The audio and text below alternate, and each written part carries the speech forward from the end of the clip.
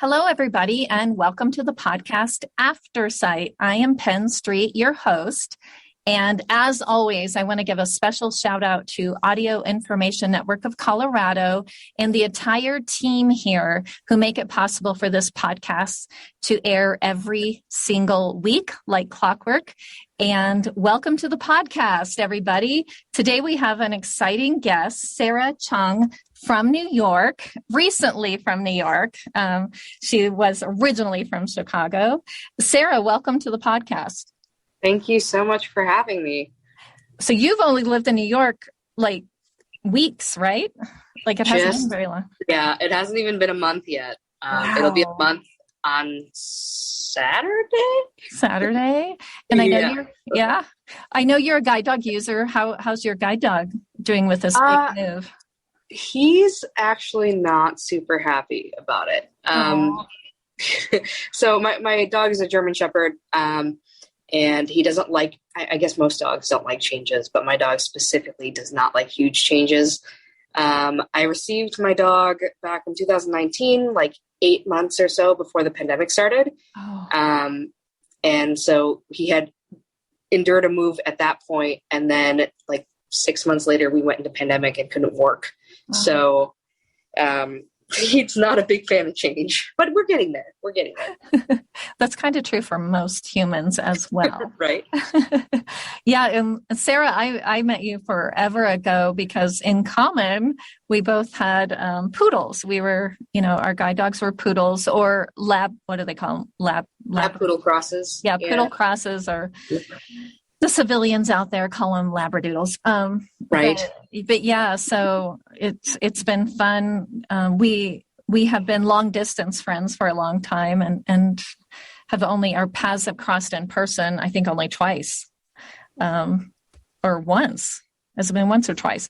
Twice. Yeah. So it's so great that catching up with you. It's been forever. So one of the things that I always brag about is you going to Rio in 2016 with representing the United States of America in the Paralympics. Are you still doing judo? Like, I am still doing judo. Well, I guess I'd like to get back to judo is more appropriate right now. I'm kind of in transition. And I haven't found a dojo here yet, so I have to scout. I'm currently in transition, like I said, but I don't have a home yet. And so once I get to my home and kind of settle in a little bit, that's when I'll get back to judo. Did you get into judo with other visually impaired kids, or were you like the only one in the dojo that was visually impaired?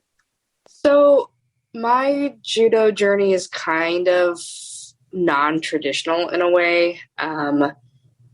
It's a long story, but the gist of it is I wanted to find a placeholder to, I guess, feel better about not having a real career goal. I started judo immediately after I left one of my jobs, and I needed something to do to get my mind sharpened. And so I met with a friend who said, why don't you come to a practice? And then there were other folks who were blind and visually impaired there. And we were training alongside our able-bodied peers. So it was kind of a combination of both communities. And honestly, my status of being a blind person didn't matter, which was really great. That's awesome. That rarely happens. So it's neat when you can find a place like that. Right. And so how long from when that very first class until you're like, hey, this is a good fit and I'm going to go to the Paralympics I'm going to go to Rio. So that was kind of, it was intended, but it wasn't intended, if you know what I mean. Like I started going to like summer camps and things when I was a kid, and I did Taekwondo, which, oh no, I'm going to get in trouble, but it's Taekwondo Korean wise, but most people know it as Taekwondo. did that, but I got tired of sparring people who could see, and it just wasn't fair because striking versus blindness is not always conducive. And Right. so growing up as a kid, I'm like, what kind of martial art can I do? And I went to a camp where they showed us judo. I was like, this is exciting. I wonder if I can get there. And so then I learned about the Paralympics at like 16. And I was like, wouldn't it be cool if I can do judo at the Paralympics? And then life passed and 10 years passed. And I started judo as an adult, and starting judo as an adult versus starting as a kid is a huge difference. Body hurts so much more. You're not as nimble and flexible. There's all these learning curves. Like but it was an amazing journey, and it took years. I never thought I would get there, right? Like I was like, I don't have the body type. I don't have the tenacity. I don't have all these check boxes that athletes are quote unquote supposed to have. So when I made it to Rio, and I feel like it was largely a lot of effort, but also luck that I got there. It was like a dream come true, truly. Wow. I love the Olympics and Paralympics. I'm one of those nerdy people that stays up late into the night. And I remember when you went, and I was just so proud of you. And I was like, I know somebody. It made me feel really connected, even stronger because you were there. And I'm sure a lot of people felt that way who knew you, like that strengthened that connection. Absolutely. And I think I've met some pretty incredible folks along the way. My whole Paralympic journey is very non-traditional. I didn't have this dream for a long time. It's just like, maybe I'll get there, but like, I'm timid and shy and not confident. And, I don't have your typical like hourglass figure body. And, like I'm not built like an athlete, and all these doubts flooded my brain. And it's like, nope, there's no way in heck I'm going to get there. But it just goes to show that if you want something badly enough, and if you find the right people to help you and you put in the effort, you can get there. Which is, I know that a lot of folks are like, oh no, inspiration pedestal. It's not like that for me. I don't want to, I'm just like everyone else. Like, I really like to stress that for folks. I'm just like everyone else. Yeah. I just wanted something that badly. That's it. Yeah. Do you think growing up though, doing a different form of martial arts, did that sort of help you prepare for it? Or is it two totally different formats and unrelated? They are similar-ish in stances, but they're pretty much unrelated. There isn't a lot of grappling in Taekwondo. But with judo, I had to learn everything all over again. It was like learning how to ride a bike for the first time, or, putting your hand on the harness of a dog for the first time. I'm like, oh my gosh, I have to learn footwork. I have to learn like how to command my dog, like everything from square one. Yeah. But then as you age and as you progress with a guide dog or judo or whatever, there's muscle memory built in. Yeah. And it's just retraining your brain to remember certain techniques. So yeah, I can see that. I got back into skiing this season, and I had not skied maybe like in a decade. It has been a long time. And the first time I went, my very first run though, unbeknownst to me, I had my boots on the wrong feet. I just thought, nope, okay, I'm not a skier anymore. Nope, not going to do this. And then the course I had booked 2 days. And so the next day I was just like, oh, I really don't want to go because I'm just going to keep falling. And then I felt my boots, and I put them on the way I thought they should, instead of the way the instructor should have caught that I'd put them on wrong. And so I put them, I was like, did I put these on differently yesterday? No. Somebody would have said something. And sure enough, I put them on correctly the second day. And as soon as I got off the lift, it was that muscle memory, like, oh, I can still ski. It helps when your equipment is on the right feet, I guess I should say. But Sara, I know you went to school for quite a long time, and you went to school in Chicago, and now you've landed this job in New York, and you're working in, tech accessibility access. Can you share a little bit about that and why you went into that field? So originally, I got my undergrad degree in communication, and I got my graduate degree in counseling. So I think that the pandemic has silver lining in that I got a job that I wasn't really expecting, but it put me in a really good place. So I work in accessibility. I work at a high profile tech company, and I am an accessibility analyst. And what I basically do is ensure that our products are accessible to not just folks with disabilities, but to everybody. And I don't know how I got here, but I'm extremely grateful for the opportunity. It's just one of those things where I said, this is risky and I don't feel competent enough to succeed here, but I'm just going to try it and see if I can. And I went from one position as a contractor to a full-time position. Wow. In less than a year. And again, I was like, what is life? Like, what is this life? I didn't expect to be at said company, and here I am. It's really, really hard to get into said company. Why me? Yeah. Like, what makes me so special? And so every day I wake up and I'm like, here I am. I moved across the country, and I'm still terrified because I still have to move into my home in like a couple days. I'm like, what can go wrong, right? But continuously over time, I've found that if I just believe in the process, things will generally work out in my favor. And thus far, with this role at this company, I'm just taking it one day at a time. Yeah. That's been the critical thing for me, is to take it one day at a time and not expect too much. I also think that, I have this saying, I don't know if you've heard me say it, is you show up, work hard, and don't fall in love with the outcome.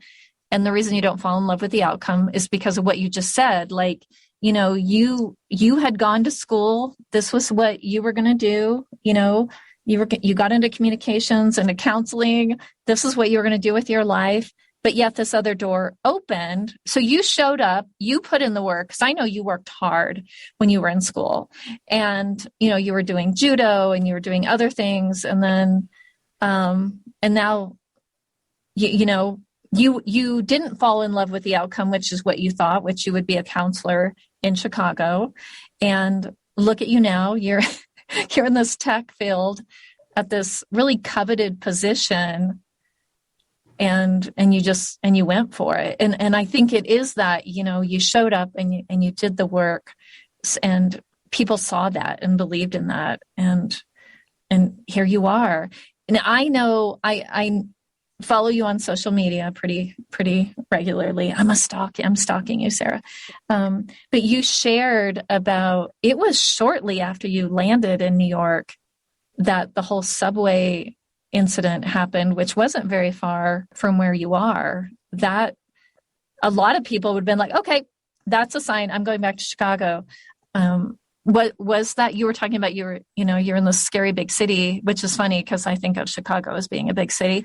But how did that, like, were you in your apartment when that happened, or what happened with that? So I was in my apartment, and I got a text message from a friend that was like, "Are you okay? I heard about the shooting." And I was like, "What shooting? What are you talking about?" And she's like, "There's a subway shooting." And I was like, "There was a what now?" Like, no, because thankfully I wasn't anywhere near a subway, and I took the day to just kind of take a breath and work from home. Because there has been an uptick in violence, and I identify as Asian American. And the hate crimes are real. Like, they're especially real for Asian Americans today. Yeah. And it add an extra layer of unease, I guess, if you can't you can notice things that are scary / whatever, but you might not see them coming, like literally. Right. So in undergrad, I had a campus shooting at my university. Right. That's right. And since then, I am very cautious around very crowded places. And so I take my time. I'm very aware. I don't have my phone out. Like, I am super in tune with my surroundings. So when I heard about the shooting, I was like, oh gosh, thank goodness I wasn't there. I checked in with the people that I know that live in that area. And thankfully the one that I knew was injured, but it's like this horrific, tragic, terrible thing. But if I were to say everything is scary and therefore I'm not going to, then I wouldn't get anywhere in my life. That's true. Were you like that as a kid too with low vision? Were you just, I kind of know the answer to the question, but, cause you were born with your vision loss, correct? That's right. Yeah. Yeah. So did you have that same kind of attitude when you were little? I mean, I was and still am someone who is full of anxiety. I just am very anxious, but I think that anxiety can be used to be aware, right? Like a lot of folks are like, oh, I hate my anxiety. It's so whatever. But if I turn the table and think about it using wise mind, therapy's coming out here. That's okay. It makes me aware. It helps me be a sensible, cautious person that's mindful. And sometimes it can get me in some trouble because I'll overthink a situation when I don't have to. But I feel that it's better to be over-prepared than under-prepared. Yeah. That's awesome how you can turn something that, like you said, a lot of people find it almost like a disability into itself, but you use it almost like as a tool, as an asset when you're out and about. That's a great thing that you can do that. Not everybody can do that, Sara. I hope you know how special you are.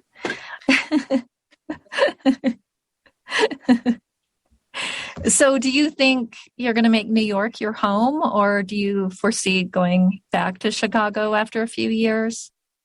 I think that I'm going to stick around here for a while, depending on if I can afford it or not. I'm very, I guess some people would be like, oh, I don't know if living alone, blah, blah, but I'm really excited to live alone. This will be my second time. Well, I guess my third time living alone. Because I've gone back and forth, right? Like I said, I'm non-traditional in a lot of ways. Yeah. And I don't think that there's any shame in that. You know, folks are always like, oh, I wish that I was at this point in my life. That's not always possible. We have to leave room for margin of error. And I'm just going to go backwards again. Like, I was living in Chicago when I got my guide dog, my third guide dog. Yeah. And then I couldn't get work right away, straight out of grad school. So I had to move back home. And then the pandemic happened. So in a sense, that was a blessing in disguise because I knew that I was safe. Yeah. But now it's like I have moved across the country for the very first time, and everything is new and scary. But at the same time, it's almost exciting. And you could ask any of my friends, I really like the challenge of problem solving. Like, I like games like Tetris and like, you know, I don't know, all these other different puzzle type games. So anything that provides a challenge, it's exciting to look into for me. Yeah. But I wasn't always like that. Yeah. So you felt like when you were younger, you were maybe not so adventurous and into the unknown as you are now. When I was younger, I was very entrapped by what other people thought of me. And I still kind of deal with that as an adult, but it was really, really hard when I was younger because I felt like I had a foot in so many different doors. You know, I had a foot in the door when it comes to like my visual impairment. I am not totally blind. I'm not sighted. I'm somewhere in the middle. And that's really confusing when people are like, how much can you see? And I'm like, I don't know how to explain that. like words and stuff like, and then I also identify as Korean American. Like, what part of me is American? What part of me is Korean? Is there somewhere that they can meet in the middle? There's all these different identifying features and characteristics, and like navigating all those and finding who I am. It took a really, really long time. And I venture to say that I'm not, like, I haven't stopped learning. I think that's really important to recognize that you're still learning and growing every day, and that you can be an expert, but you can't know everything for sure. That's right. Yeah, I agree. And I think it is healthy to realize that you don't know everything and that you don't know what's around the corner, literally. Right. So why worry about it? Because who knows what it is. So I always ask my guests to sort of share like some words of encouragement or advice to our listeners out there. And they're from all over the world. We have people from just around the globe that tune into Aftersight. So what words could you leave? This is where I put people on the spot. Like totally whether it's a quote or just something to leave them with. So when I was a kid, and this was instilled in me during Taekwondo, my dad's motto for everything, and I still carry this every day, almost to a point where I'm stubborn about it. But the one phrase that I use consistently is, yes, I can. Oh. Yes, I can. Because we're constantly told, at least in my shoes, as a blind person, sometimes as a Korean American person, sometimes as a queer person, I'm told, no, you can't. You can't come here. You can't access this. You can't use that. You can't let your guide dog, relieve here, whatever the case may be. There is always an avenue where yes, I can is useful, right? Because we can find a way that works. Find a way you can fit. And it's taken me a lifetime to understand what that means. I've just known that it's been a phrase in my life for as long as I can remember. I love it. So yes, I can. I love it. Well, Sara, thank you so much for taking time to be here today and sharing your story. I'm inspired. And I love that. Yes, I can. And